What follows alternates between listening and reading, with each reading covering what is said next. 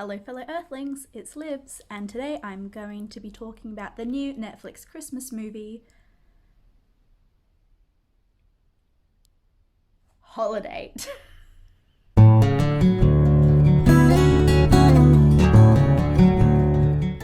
So, this is a movie that stars Emma Roberts and somebody. Luke somebody. I'm just gonna go with Aussie guy in this review. Is this a review? I don't know. I haven't done enough of these to know if I can call this a review or not. But anyway, we're gonna go with Aussie guy because I can say that. So, this is a bit of a weird one. It's like an adult comedy thingy.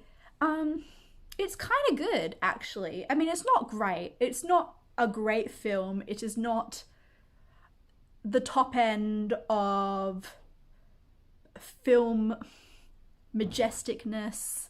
I mean, essentially, it is the kind of movie you're probably going to want to wait until it's Boxing Day morning when you were super hungover, and then you're going to want to watch this movie. That is, I mean, I don't know why they released this film at the end of October when it's so perfect for Boxing Day hungover shenanigans.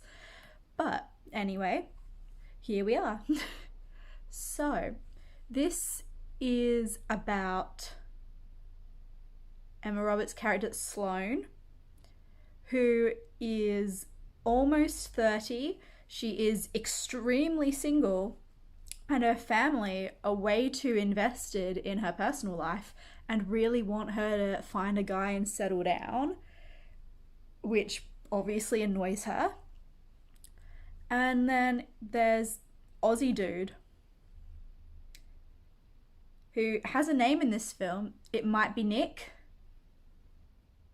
It could be Nick. If it's not Nick, I'm gonna feel very embarrassed.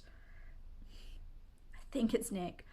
I should just check, shouldn't I? That would be the right thing to do. Nope, it is Jackson.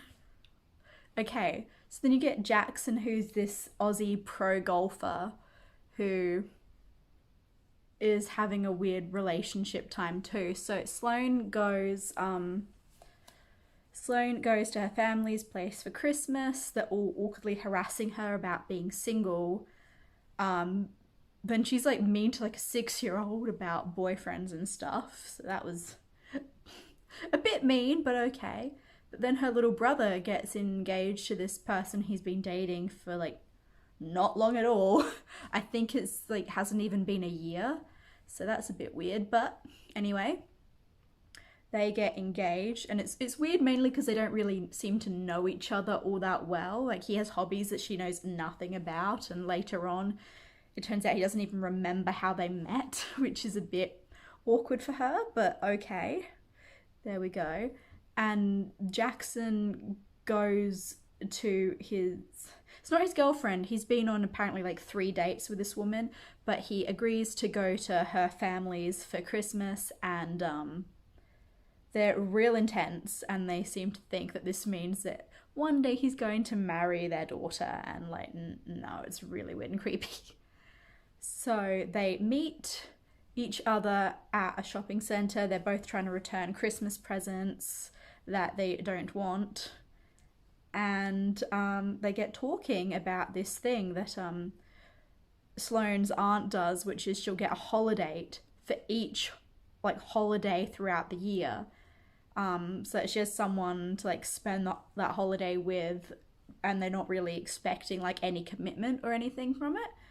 And so Jackson's all like, oh, well, maybe we should do this. And Sloane's like, nah. But anyway, she ends up calling him, and so they decide to go to New Year's together, and they actually have quite a good time, and there's no like expectation of anything to happen, and that's all good. And then Jackson's like, oh, well, we should do this again. And Sloane's like, yeah, but that would be Valentine's Day, which is like 2 months away. Maybe I'll be good by then. And oh boy, is she not good? She's not good. Yeah, she runs into her ex with his new girlfriend while she's like in loungewear binging chocolate and just like stuffing chocolate into a cart. Jackson walks past, sees her, saves her. She shoplifts like an entire like bag of not like an entire shopping basket of chocolate, which is a new thing. Not great, but it's cool, you know. It's movie world. There are no consequences here. So yeah, she convinces Jackson to eat a whole heap of chocolate with her, and they decide they should just make this whole holiday thing a thing that's a usual occurrence.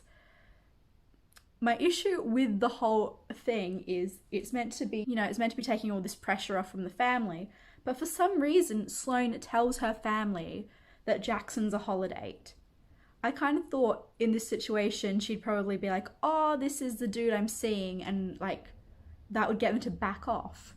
But the whole thing is, they know that this isn't like her boyfriend, it's not someone she's actually dating, it's just this dude she's chilling with on holidays. So they're still harassing her about getting a boyfriend. So I don't know why she tells them. I would have just lied in that situation, because the whole point is to get them to back off a bit, and that's not what happens, which is a bit weird. So then we get this fun montage of different random holidays. For some reason, St. Patrick's Day is one of these holidays.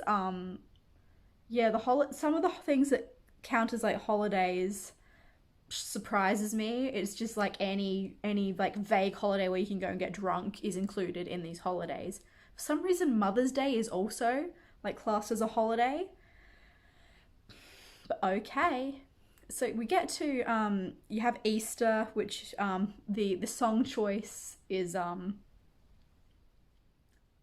don't know if I should be horribly depressed at the song choice or really impressed. It's kind of great, I kind of love it, but I kind of hate that I love the song choice they picked for Easter, but you have to see that for yourself. Anyway, you get to 4th of July, and that doesn't go particularly well. Jackson blows his finger off. Yep, that really happens. We learn that Sloane is an absolutely terrible driver.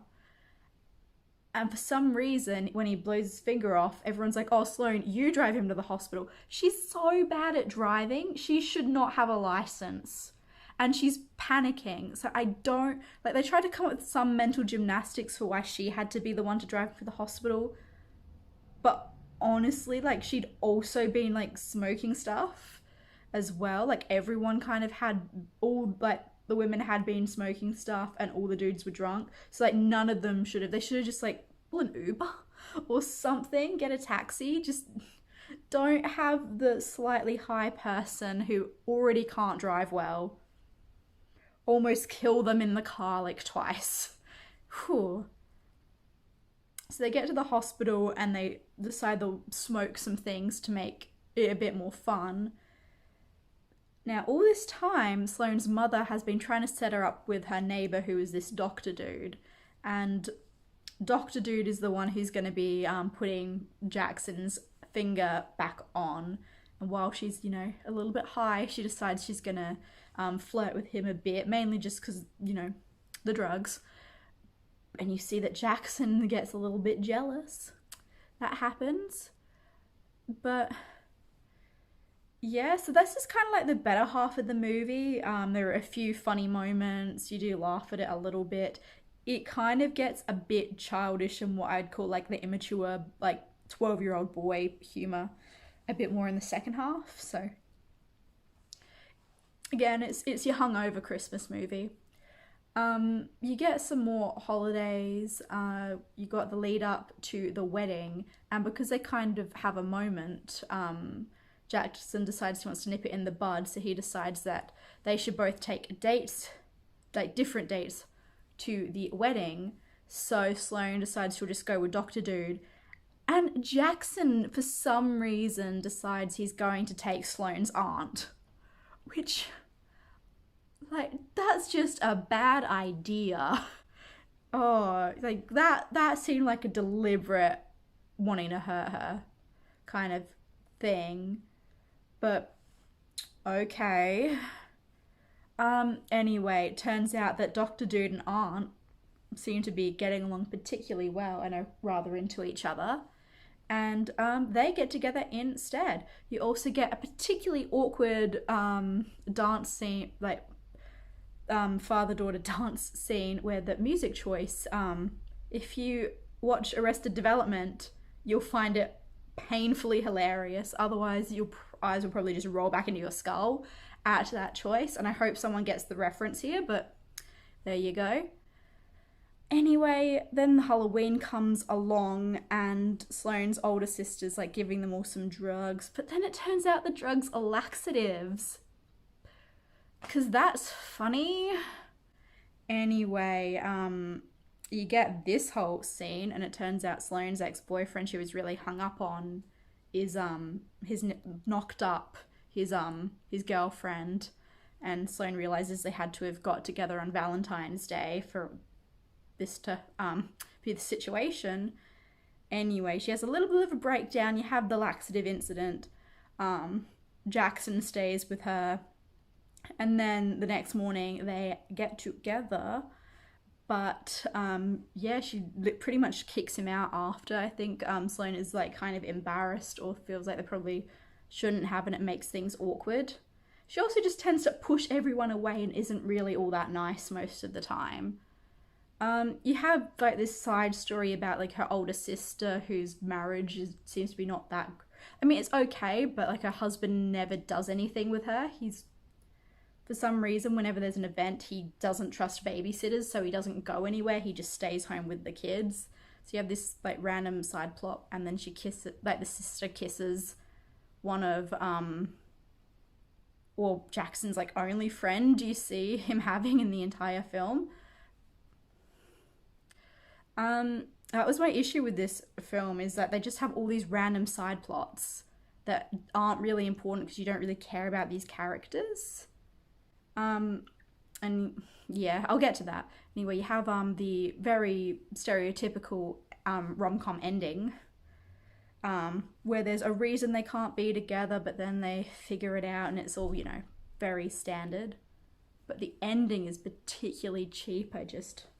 This whole thing where they have all these really terrible like green screen photos of like all the characters showing what their ending is. And it's like you know how they do that in The Parent Trap, but it's cute and it makes sense and you care about these characters because you've got to know them throughout the entire movie. Well, now you just get this random like, oh, well, the mother got with one of the aunt's holidays. That's just randomly thrown in. Like, it's implied that they kind of have a slight connection over the space of like a singular minute. Towards the end of the film, you get random, like, Jackson's best friend's happy ending is thrown in. Like, just these random things that make no sense are just put in there for the ending, and I don't really get why, because it looks so cheap and tacky and they could have done that so much better. It's just so much green screen. So this brings me to what I'd consider to be my biggest issue with this film, and that's the whole just idea that a woman has to be in a relationship to be happy. So like, it's Sloane's aunt who brings like the idea of the holiday to life, and you know, she has a different holiday for each holiday apart from when she starts dating Dr. Dude, which she does for like 2 holidays, and then she gets a new holiday. And new holiday, which I think is at Thanksgiving, has a heart attack, and so she and Sloane go to the hospital with this guy, and then Sloane kind of asks her, like, why didn't you stay with the Dr. Dude? You two seem to really like each other. And then it turns into this big thing about how the aunt kind of like just pushes love away, and how love like scares her and freaks her out a bit. And so she pushes people away instead of being with like the people that she loves, which is meant to like also represent what Sloane's doing, because she's pushing Jackson away even though he really likes her and she really likes him. But it kind of just also says that the aunt's not happy how she is, and that, you know, also like Sloane isn't happy. And like, I mean, we kind of already knew that Sloane wasn't really happy. I mean, she's made it really clear that she's miserable being single just through like all of the coding throughout the entire film, but that's not like the case with the aunt. There's not really this idea that the aunt's actually really unhappy just having holidays. And I don't like that it decided that this was going to be how it got Sloane to decide to get with Jackson. It was like, no, a woman of a certain age, you have to be in a relationship to be happy. If you're not, you're just kidding yourself. And I did not like that. I don't know, I think they could have just thought of a different way for Sloane to realise that, you know, she was pushing this guy away out of fear instead of anything else. And again, you don't have to be in a relationship to be a happy person. Ugh. That's my main issue with this film, is there are other ways I could have done that, and it just felt really weird. And yeah, I'm not thrilled that that's the direction they decided to take this movie, because it could have been this positive thing about how, you know, people finding a way to like just be happy being who you are and hanging out with people you enjoy spending time with without a giant commitment. And that would have been fine. That's a valid thing. If that's what you decide you want to do and that's what makes you happy, then like, why not? Why do you have to be in a relationship just because like your family pressures you to? It's just, no, I did not like that, and that's my main issue with this film. But if you don't pay attention to that, you know, some of it's quite funny, some of it's trying too hard and really not very funny at all. It's kind of a mixed bag. I mean, like, what do you expect with a Netflix Christmas movie? I mean, I do appreciate that this time they went for like that more adult tone and definitely more adult themes, and definitely not a film for children. Definitely not a film for children. But I appreciate that they did something different this time, and it wasn't the same really gross, cheesy thing that feels like it's aiming for 12-year-olds, but also not. I don't know. I mean, I appreciate that, but it's still not a great film. But, you know, if you're hungover Boxing Day, you might have a good time watching it. It might be better than watching Eurotrip for the 50th time or something, if that's your hungover jam. Anyway, I will see you next time. Bye.